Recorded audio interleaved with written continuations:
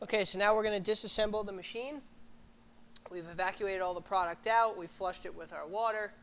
Everything in there is nice and clean, so now we're going to take it apart. First step, we're going to take the micro rods out.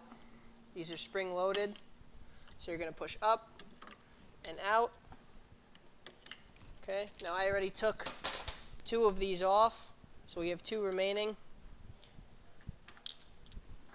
Okay, and we're going to pull the head forward.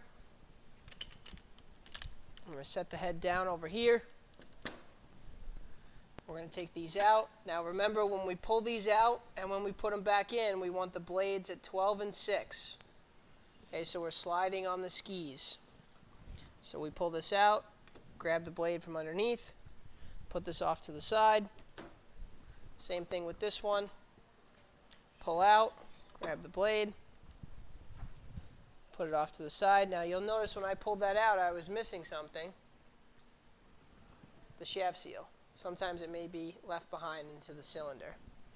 Okay, so now we have all of our parts.